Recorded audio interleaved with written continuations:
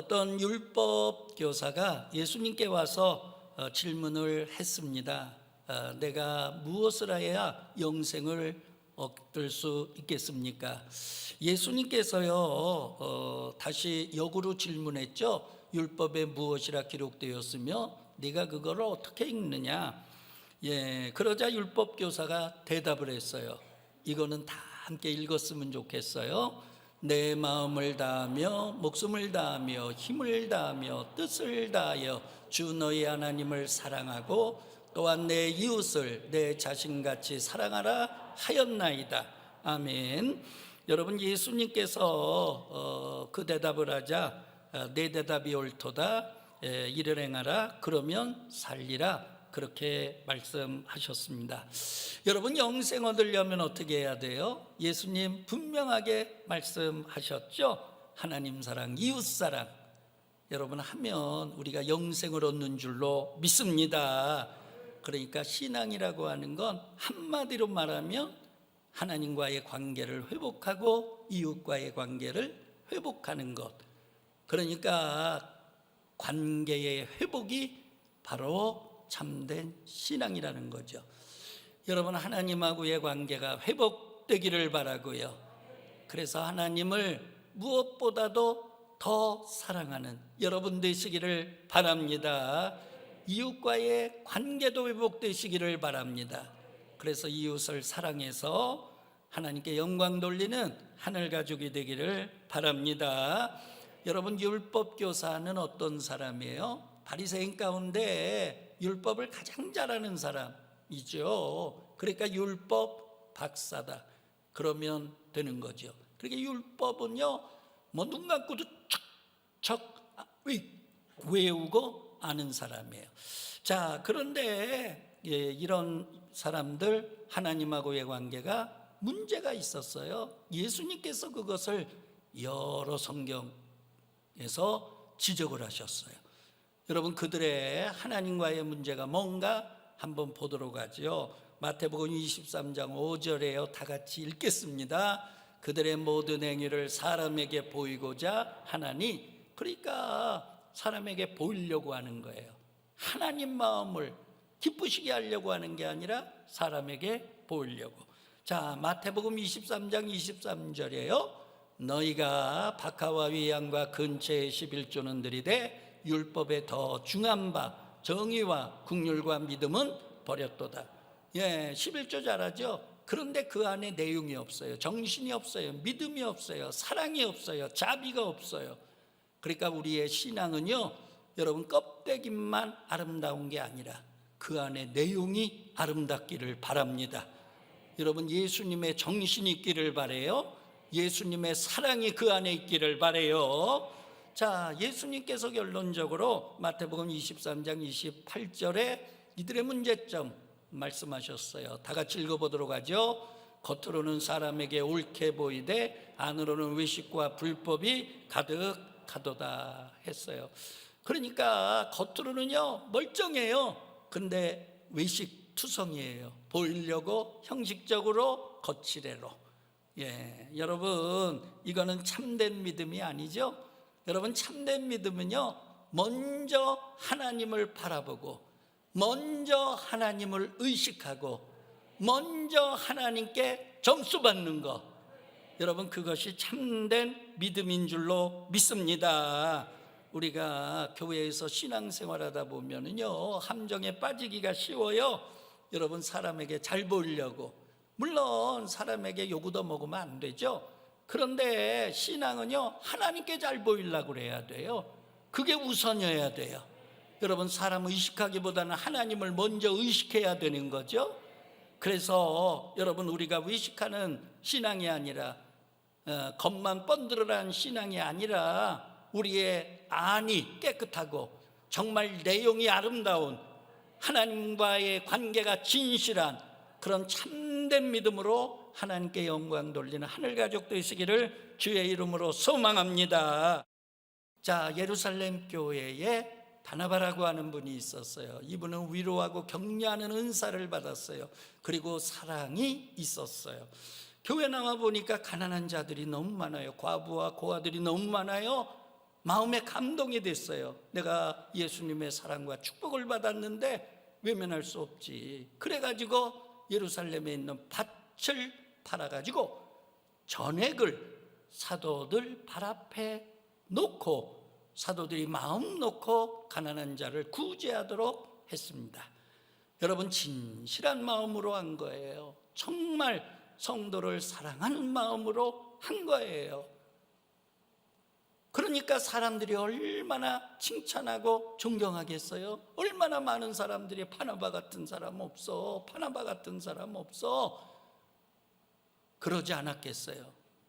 자, 그 교회에 시기심이 있던 아나니아 삽비라라고 하는 부부가 있었어요. 그 꼴을 못 보는 거예요. 그래? 저 사람이 저렇게 하니까 사람들이 바나바 그래?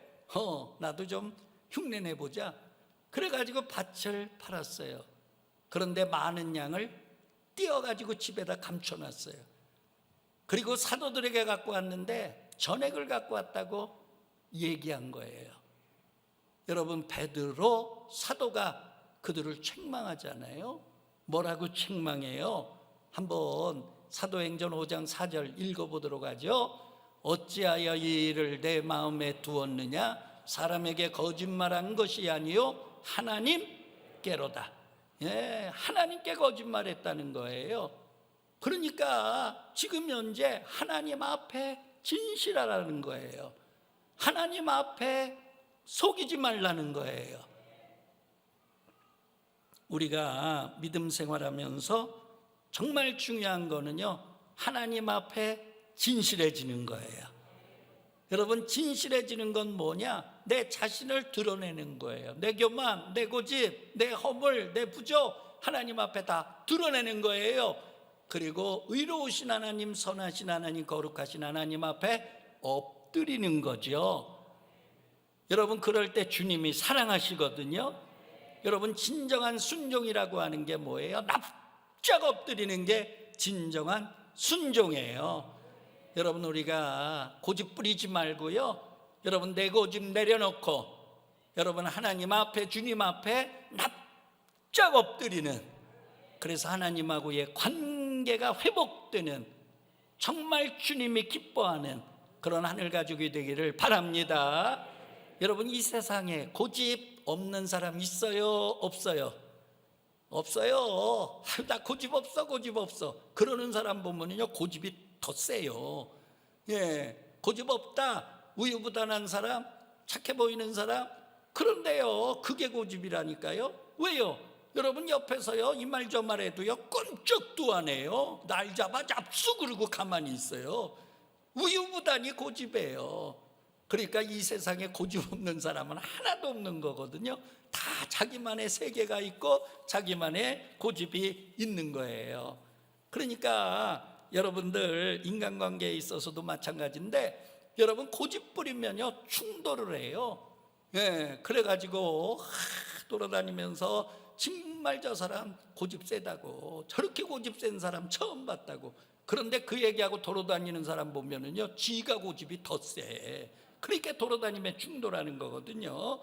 자, 여러분, 고집에 대한 얘기가 있어서 함께 나누려고 합니다. 남학생 3명이요 중국집에 갔대요. 점심시간에. 자, 탕수육을 시켰대요. 탕수육 나오니까 와, 고집 부리더래요. 자, 어떤 고집이냐? 탕수육 먹는 방법 가지고 둘로 나눠지죠. 찍먹인과 부먹인.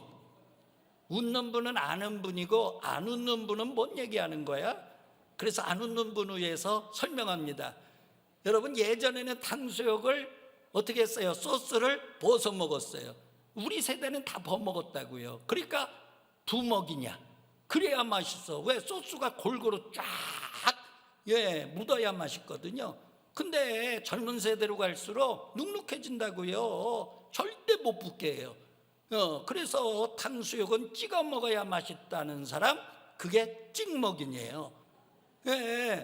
우리도요 가가지고 탕수육 시키면은요, 저희들은 버먹어야 맛있어. 불라 그러면 우리 애들이 아빠 그래요. 그래 왜?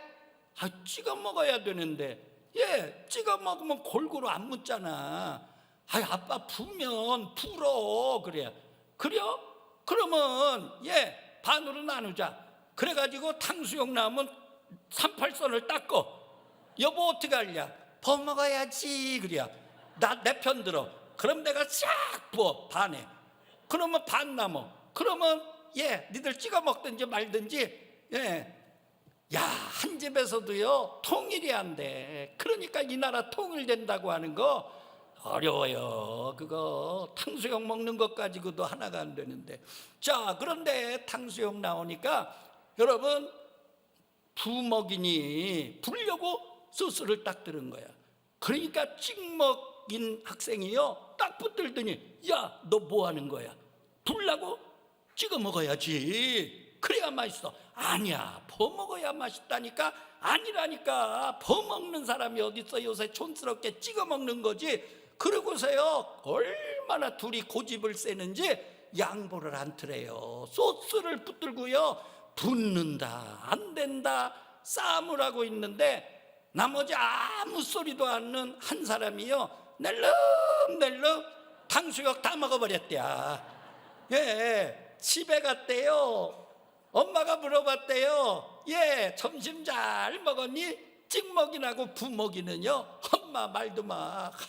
그놈 얼마나 고집센지. 세상에 그 고집 때문에 오늘 점심 잡쳤어. 저 고집 센 줄은 모르고. 자, 아무 소리도 안 한 학생에게 엄마가 너 점심 잘 먹었니? 점심 맛있게 다 먹었습니다. 여러분 고집 세면은요 탕수육 날라가요. 하나님하고의 관계에서도 여러분 우리의 고집을 내려놓을 수 있게 되기를 바랍니다. 여러분 내 고집을 내려놓고 내 교만을 내려놓고 내 주장을 내려놓고 내 개인의 뜻을 내려놓고 하나님께 내 부족, 내 허물, 내 죄악, 내 잘못 다 내려놓고요 솔직하게 엎드리는 거. 여러분 그것이 하나님과의 승리하는 비결인 줄로 믿습니다. 자, 예수님께서요 이제 하나님 사랑 이웃 사랑 네가 말한 대로 그래야 영생을 얻어 그랬더니 율법 교사가 그러면 예수님 내 이웃이 누구입니까? 그래요. 그러니까 예수님께서 비유로 말씀하세요. 그래, 어떤 사람이 길을 가다가 강도 만났어. 얼마나 두들겨 맞았는지 거의 죽어가 신음만 그냥 겨우 숨만 얼떡얼떡거려. 그런데 제사장이 지나가다가 나는 바쁘니까 외면했어. 레위인이 지나가다가 더러운 사람 만지면 안 되지 지나갔어. 그런데 사마리아 사람이 가가지고 상처를 씻어주고 그 다음에 상처를 묶고 그렇게 하고 나귀에 태워가지고 여관으로 데려다가 거기에 누이고서 그리고 그를 지극정성으로 돌봐줬다. 그리고 주인에게 내가 지금 할 일이 있어서 가야 되니 이 사람이 완전히 건강 회복할 때까지 여기서 충분하게 휴식을 취하게 해주세요. 비용은 내가요 돌아오면서 얼마든지 다 내겠습니다. 자, 그러면서 예수님께서 강도 만난 자의 이웃이 누구이겠느냐 말씀하셨어요. 자, 이 비유를 통해서 이웃과의 관계 예수님께서 두 가지 교훈을 주세요. 첫째예요. 율법 교사는요 이웃에 대한 개념이 내 이웃은 누구입니까? 내가 주체야. 근데 예수님은요 전혀 달라요. 강도 만난 자의 이웃이 누구이겠느냐? 강도 만난 자가 주체인 거예요. 여러분, 내가 이웃을 선택하는 게 아니라 여러분 아파하는 자, 고통당하는 자, 손 내미는 자, 강도 만난 자, 그 다음에 눈물을 흘린 자들, 이런 자들이 나의 진정한 이웃임을 기억하시기를 바랍니다. 할렐루야. 여러분, 우리가 강도 만난 자, 정말 우리에게 손을 내미는 그들에게 진정한 사랑의 이웃이 되기를 바랍니다. 여러분, 또 또 하나 교훈은 뭐냐? 예수님께서 이 비유의 말씀 끝에 분명하게 말씀하셨어요. 37절의 말씀입니다. 크게 한번 읽어보실래요? 가서 너도 이와 같이 하라. 할렐루야. 여러분, 이웃사랑 실천하라는 거예요. 이웃과의 관계를 회복하고 이웃을 사랑하라는 거거든요. 예. 자, 믿음이라고 하는 게 여러분, 행함 없는 믿음은요, 예수님 동생 야고보 사도가 죽은 거다 그랬어요. 몸이 없는, 영혼 없는 몸이 죽은 것 같이 행함 없는 믿음은 그 자체가 죽은 거다. 그러면서 귀신 얘기를 하죠. 여러분, 귀신이 왔어요.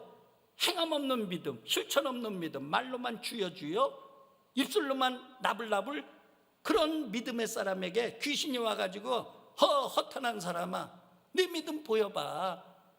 예수님이 구원자인 거 나도 알아.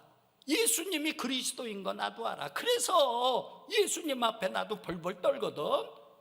그런데 너 믿음이 때문에 너 믿음 보여봐. 너 믿음 드러내봐. 너 믿음 증거해봐.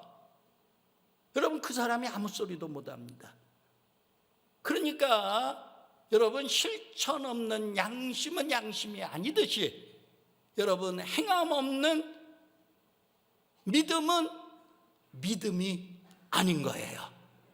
할렐루야. 여러분, 우리의 믿음의 행함에 따르기를 바랍니다. 우리의 믿음의 실천이 따르기를 바랍니다. 우리의 사랑의 행함이 따르기를 바랍니다. 우리의 사랑의 실천이 있기를 바랍니다. 할렐루야. 그러므로 이웃과의 관계, 여러분, 우리가 회복하고 그리고 이웃과 사랑을 나눠야 돼요. 그러니까 오늘 가르침은 뭐냐? 여러분, 이웃 관계에, 여러분, 이웃 없음에서 이웃 있음으로, 무관심에서 관심으로, 그리고 외면에서 긍휼과 사랑과 돌봄으로 회복하라는 거예요.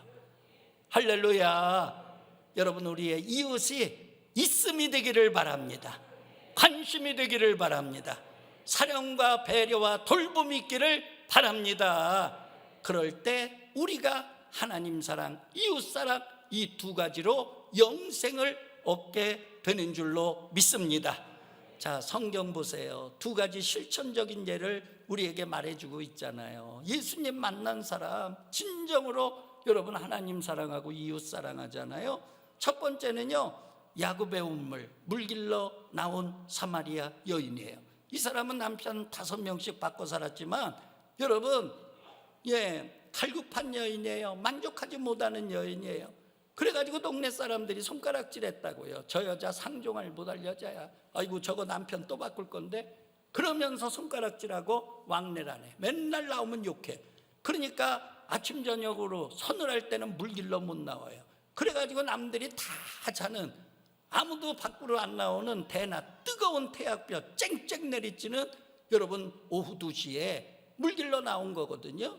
여러분, 그때 예수님 찾아가셨어요. 그래가지고 나에게 물을 달라. 이 물을 마시는 자는 영원히 목마르려니와 내가 주는 물을 마시는 자는 영원히 목마르지 아니해.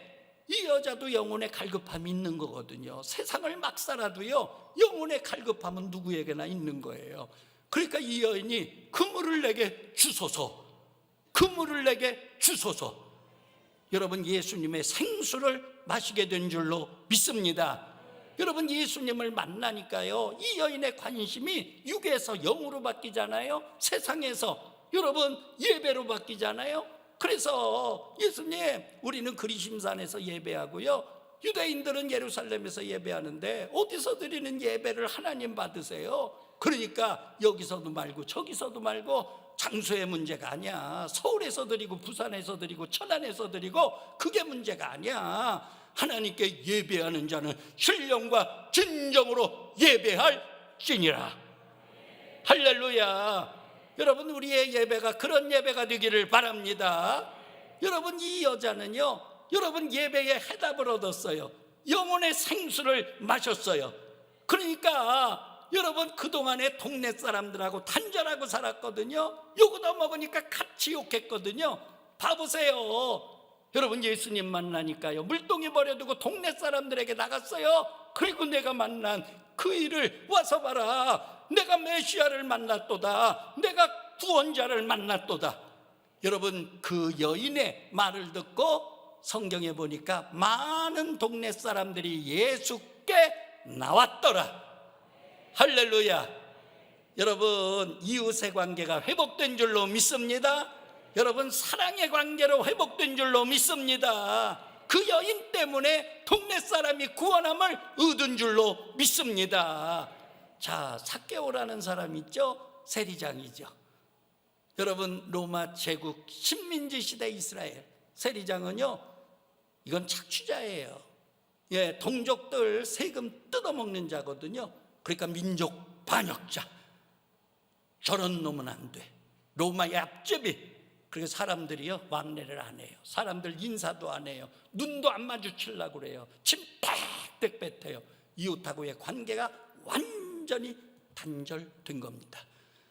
자, 이 삭개오, 예수님 지나간다는 말을 듣자 내가 이렇게 살 수 없어, 정말 예수 만나야지, 그래가지고 달려나왔어요. 사람들이 얼마나 많은지 도저히 예수님 가까이 갈 수가 없어. 오늘 예수님 못 만나면 내 인생 안 되는데 예수님 만나야지. 강한 열망을 가지니까 하나님 지혜를 주세요. 앞으로 나가라.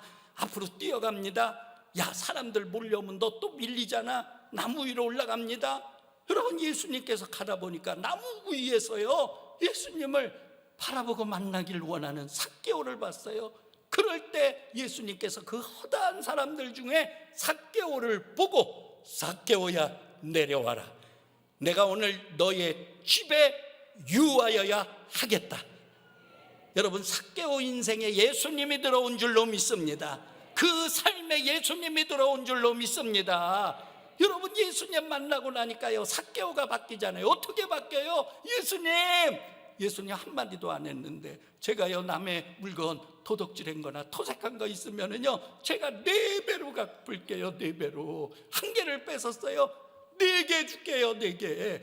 예수님 제 재산 반 팔아가지고요 가난한 자에게 나눠줄게요. 다 나눠줄게요. 여러분 이웃하고의 관계가 사랑의 관계로 바뀐 줄로 믿습니다. 무관심에서 관심으로 바뀐 줄로 믿습니다. 없음에서 있음으로 바뀐 줄로 믿습니다. 외면에서 사랑과 섬김으로 바뀐 줄로 믿습니다. 여러분 이것이 진정한 이웃 관계예요. 할렐루야. 결론적으로 말합니다. 우리가 영생을 얻으려면, 온전한 믿음을 가지려면 여러분 하나님과의 관계를 회복해서 하나님을 진실하게 사랑하고 이웃하고의 관계도 회복해서 이웃에게 사랑을 주는 그런 자가 진정한 영생을 얻는 자인 줄로 믿습니다. 여러분 한국교회가 그동안 한쪽만 강조했어요. 한 개만 있었어요. 그래서 세상에서 지탄받지 않았어요. 네가 믿는 하나님 어디 있냐? 여러분 놀림받지 않았어요? 여러분 그런데 저희 교회는 일찍부터 여러분 이 교훈을 정말 가슴에 새기고 이동목욕봉사, 방과후 교실, 사랑의 연탄 나누기, 긴급주택 지원사업, 러빙하우스 뿐만 아니라 천사운동본부를 통해서 수많은 어려운 분들을 도와주는, 정말 우리에게 도움의 손길을 펼치며 선교사님이 됐건 미자리 교회가 됐건 여러분 우리 교회가요 선교사하고 미자리 교회 어려운 장학사업 이런 데에 1년 얼마를 쓰는가 봤더니요 10억 넘게 쓰더라고요. 그러면 감사한 거 아니에요? 여러분 지방의 교회가 10억 넘게 이런 예산을 여러분 지출하는 거 여러분 하나님이 기뻐할 줄로 믿습니다.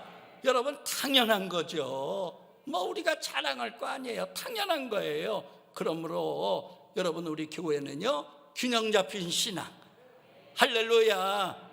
여러분 하나님 사랑, 이웃 사랑 함께 해가지고 여러분 세상이 손가락질하는 교회가 아니라 세상에 희망을 주고 세상에 빛을 발하는, 주님께 영광을 돌리는 너희의 착한 행실을 통해 하늘에 계신 하나님께 영광을 돌리게 하라. 그런 교회 되기를 주의 이름으로 축원합니다. 영원히 그런 교회가 되기를 바랍니다. 할렐루야. 여러분들은 참 좋으신 분들이에요. 여러분들이 천사예요. 할렐루야.